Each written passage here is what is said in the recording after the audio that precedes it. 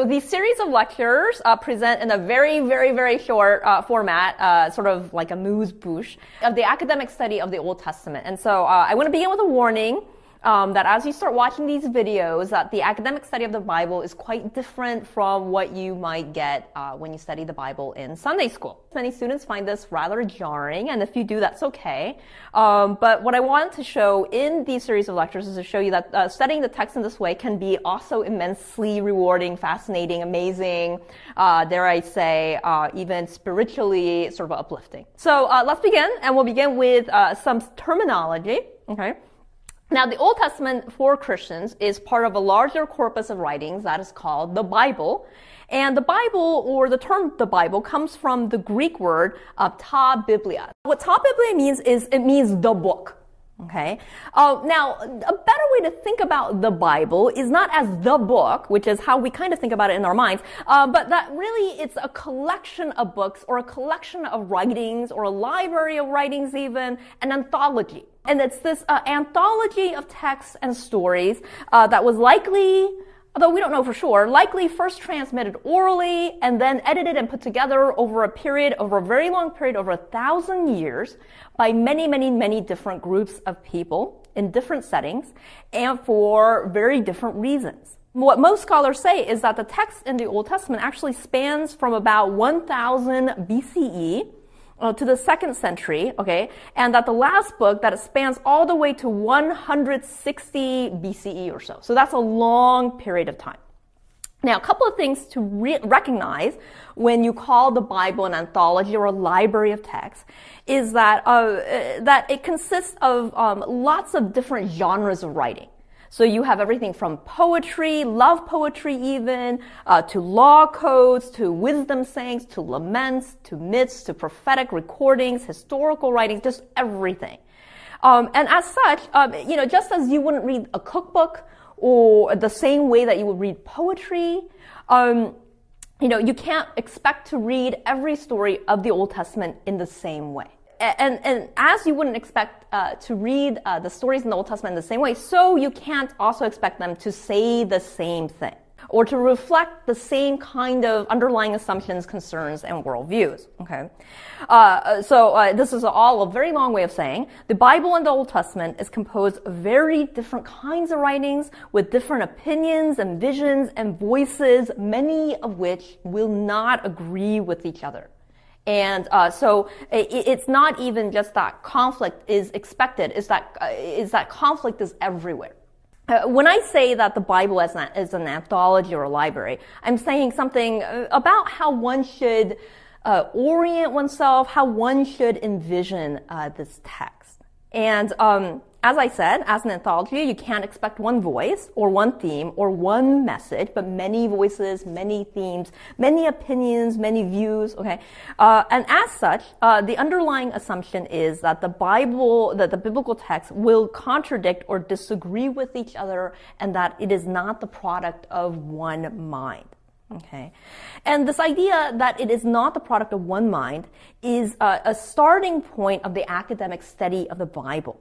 And it's a starting point that, if you really think about it, differs from the starting points of the ways in which the Bible is often studied or read and discussed in churches or in other religious settings. Let me add some more that will help you differentiate between the ways that we read the text in class versus the way that you may be more accustomed to reading the biblical text. And to be blunt, the main difference in the academic study of the Bible is that the text is not assumed, assumed to be a moral or theological textbook, okay, which was, this kind of transmitted or given wholesale by God to tell people how to live correctly or piously. This is not, this is a very different starting point in the academic study of the Bible, okay. Now, this is not to say you might, that you are not going to find some of the text morally and theologically uplifting, even spiritually edifying. And this is not to say anything about whether I think or you think or someone should think whether the text is inspired or not. That's a matter of personal belief.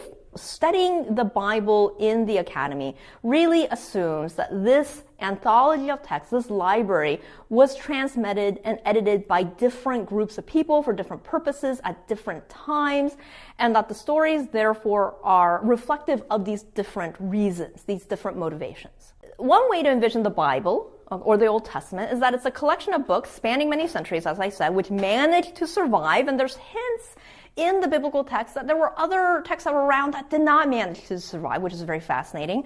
And it's a lot of scholars think that it managed to survive because it was utilized in community, in the religious community.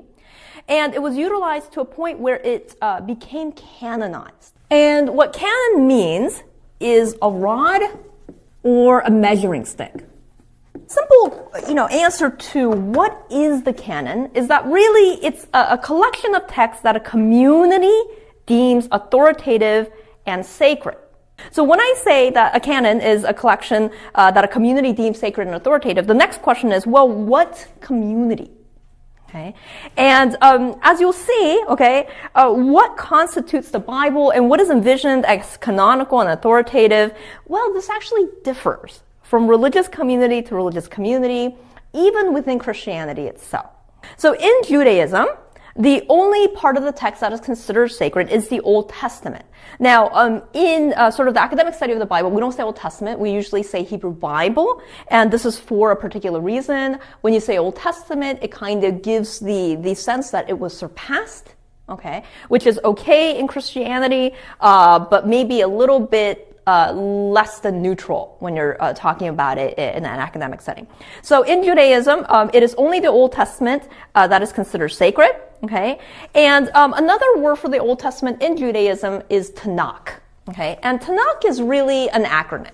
And it stands for sort of the three divisions of the Old Testament in Judaism. So the Ta here, stands for the Torah. And when I say Torah, what I mean by that is the law or the law of Moses, or Genesis, Exodus, Leviticus, Numbers, and Deuteronomy, or the first 5 books of the Bible. This is the Torah. And another name for the Torah is the Pentateuch. The Torah is, or the Pentateuch, is really the first 5 books of the Old Testament. The next sort of portion that the Tanakh is an acronym for is this term Navi'im. And Navi'im means the prophets. And the Navi'im, or the prophets, can be divided up into the former prophets. These include the books of Joshua, Judges, Samuel, and Kings. These are the former prophets. And the latter prophets. Now, prophets, depending on how in-depth you want to go, can be divided up even further. Or at least in the academic study of the Bible is divided up further into major prophets, Isaiah, Jeremiah, Ezekiel, these are these long collections that we have, and the minor prophets, the 12 minor prophets, which is where you get these sort of shorter works, including sort of Hosea to Malachi, Amos. These are the minor prophets versus the major prophets. The last part of the acronym stands for Ketuvim. And what Ketuvim means is the writings, and this is really kind of a catch-all. In the Tanakh, the Ketuvim includes everything from, let's say, Chronicles, Ruth, Daniel, which was probably canonized quite late, was written quite late, Esther, lots of poetic works, the Psalms, Lamentations, Song of Songs, Job, Ecclesiastes. These will all go into the Ketuvim. And so these are, within Judaism, the 3 divisions of the Tanakh. And so, the next question is, well, how did these books become canon? And well, sadly, we don't know too much. It's all mysterious. And that goes for almost everything I say, unfortunately. There's heavy disagreement about almost everything I'm going to say, although I'm going to try to present sort of the company line. Most people believe, or most scholars believe, that the canonical process kind of followed, generally, the division of the Old Testament in Judaism. And what I mean by that is that the Torah was canonized first. And then this was followed by the Nevi'im, and then that canonization was followed by the Ketuvim, and a lot of texts in here were not canonized until quite late. Likely, the Jewish canon was fluid and open for a very long period of time. that different texts were deemed authoritative in different communities for a longer span of time. So there was not this cut and dry process. Okay, but likely, again, that this kind of division follows the general process of canonization. Now, why were some texts canonized and others not canonized? Great question. Okay, or another way to put it is, why were some books included and some not included? Like all aspects of the canonization process, this is also quite mysterious, but we can come to some general things, okay? So one is, to be included in the canon, it had to be dated before the 4th century BCE, that was the cutoff point, or it had to be attributed to an author before that. Also, language mattered. It had to be written in Hebrew, okay? Though if you read the Old Testament, you can tell that some texts kind of squeezed into the canon, even though they're not entirely in Hebrew, mainly Ezra and Daniel, which have portions that are in Aramaic. And Aramaic is a language that's related to Hebrew. It's Semitic, and it's originally from Aram. That's a part of modern Syria. From about 1st century onwards, it became the lingua franca. And so it wouldn't be surprising. So Jesus talks in Aramaic as a reason. Now, the last sort of criteria for canonization was use. Was this text utilized in the synagogues? Was it utilized in a religious community? If it wasn't used, it was likely not canonized. What this kind of, to be included list tells you is that there were likely, and we know there were, lots of texts that were utilized, that were deemed authoritative in different communities, but which never made it into the official canon. At some point, the different texts were sort of circulated, utilized, and then at some point it was codified. Okay, so there was a large group of texts that were sort of on the borders of canonization.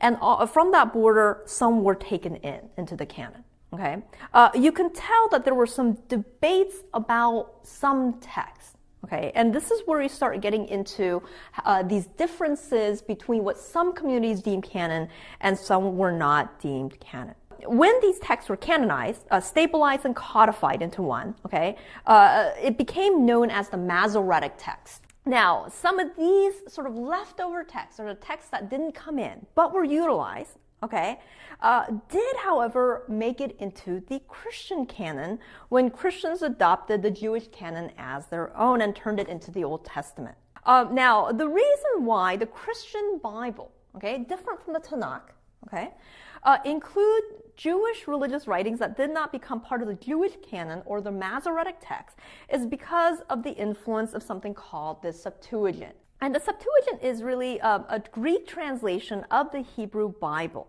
And sometimes you see it in writings shortened as LXX.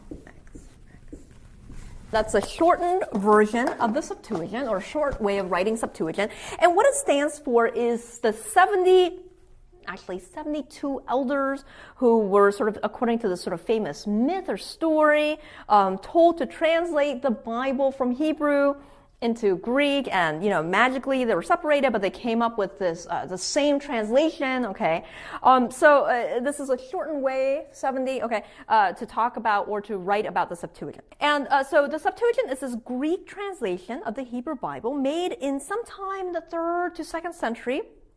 And it was made for a Greek-speaking Jewish audience in the Eastern Mediterranean, including Christians. And it's the Septuagint that really became the Old Testament of the Christian Bible.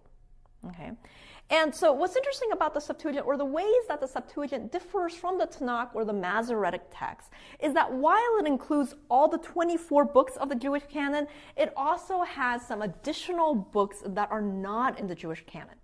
And these books include things that you wouldn't, at least in a sort of reform setting, you wouldn't usually read, but there are sort of books of the Maccabees, first Ezra's, okay? There's also additions to the book of Esther and Daniel.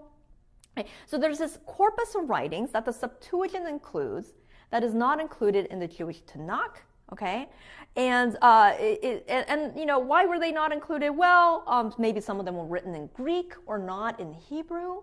Maybe some of them were too late in dating. Okay, so for some of them, we can see why they were excluded. Okay, and while these texts were used by Jewish communities, okay, in part they were not considered on the same level or as authoritative as the 24 books of the Jewish canon. But like I said, what's interesting is that they were included in the canon of early Christians, okay, who thought of them as, and this is another term, deuterocanonical. It was considered the second canon by Catholics. For Protestants, another word for them is the Apocrypha.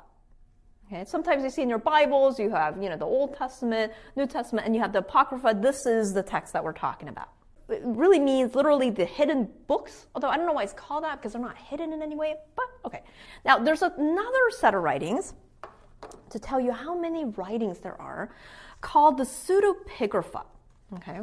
The Pseudepigrapha, it's called the Pseudepigrapha because these are writings that were sort of falsely attributed to well-known biblical characters like Adam and Abraham. So they're sort of false writings, literally, okay? And these writings of the Pseudepigrapha, and it's an ever-growing list. We keep finding new texts that fit into this category. And these were sort of the third level out of the canonization process, right? They were not deemed part of the canon by most communities, okay? Except for maybe some few Eastern Christian groups.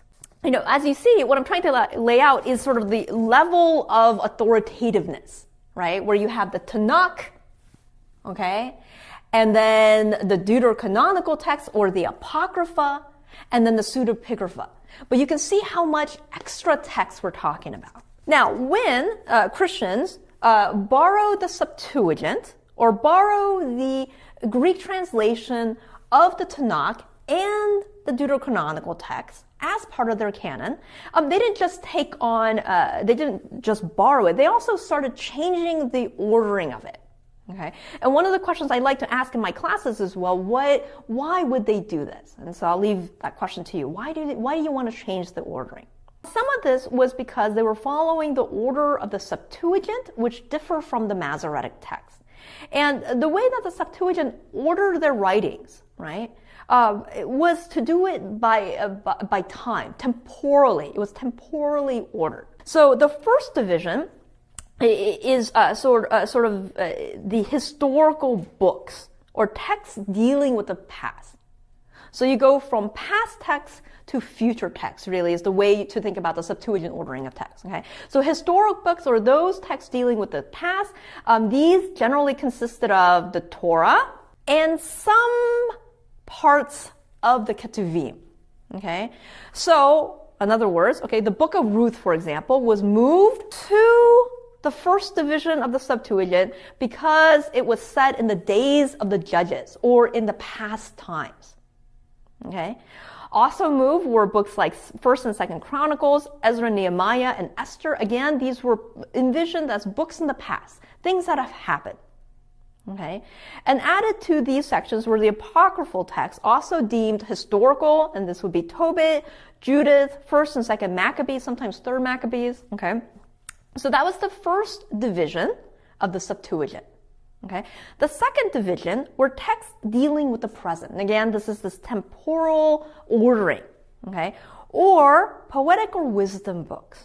Okay, so moved into the second division from, again, the writings, right? Remember that the writings of the Ketuvim was this catch-all, was books like Job, or the wisdom, Song of Songs or Ecclesiastes, the Proverbs, the Psalms. These were all moved from the Ketuvim into the second division in the Septuagint called, it's just the second division, and those are texts dealing with the present. Also included in the second division, again, are apocryphal texts called Wisdom of Solomon and Sirach. Okay. Now, the third and final division of the Septuagint consisted of, texts that had to deal with the future. So again, this lovely temporal envisioning, okay? And mainly this third division consisted of the latter prophets of the Jewish canon. And so these were, good old prophets like Jeremiah and so forth. Also moved into this third category was the book of Daniel, which was, if you recall, in the last category. Okay, and added to this section was also sort of these apocryphal texts, Baruch, letter of Jeremiah, and so forth. The main effect of borrowing the Septuagint or taking the Septuagint ordering as the way to order the Old Testament canon in the Christian Bible, the main effect was that it moved the prophetic writings to the very end. Okay, or it moved these texts that were considered texts dealing with the future to the very end of the book instead of, as you see here, in the middle, the second section of the book. Okay, and so you can see in some ways the theological underpinnings of that. Okay, you want to, you want to move prophetic texts to the end right before what? The New Testament, as a way to reframe the Old Testament as sort of talking about or sort of predicting the things that are talked about in the New Testament. So in some ways, the ordering was not just because it was from the Septuagint. The reordering really had to do with theological motivations underlining the order of the text. These changes made by Christians, okay, this sort of reordering, sort of a re-envisioning of the Old Testament canon, was made by Christians to the Jewish canon, and it was completed around the 5th century, okay, and it remained intact for a good 1,000 years, which is a very long time. That is until, Martin Luther. And Martin Luther and the Protestant reformers argued that only the books written in Hebrew ought to be deemed authoritative. And what that meant was all the deuterocanonical texts, the Apocrypha, it was dropped, at least for the Reformed faiths. And this is why if you look at sort of Protestant Bibles, you no longer see the Apocrypha. And this is in part why in seminaries you don't really study the Apocrypha, because within the Reformed tradition, most of us all of us do not consider the deuterocanonical text or the Apocrypha as canon. What this means is that for Protestants or the Reformed traditions, the Jewish Tanakh and the Protestant Old Testament are the same books. Okay, but in a slightly different order. The Catholics probably did not take too kindly to dropping a lot of these texts, and so they had a response. And in 1546, at the Council of Trent, they had this sort of affirmation that all 46 books of the Bible, including the deuterocanonical texts, the Apocrypha, they were deemed authoritative. And so, as a result, in the Catholic canon, when you say Old Testament, it includes not only the Tanakh, but also the deuterocanonical texts, which are also deemed authoritative.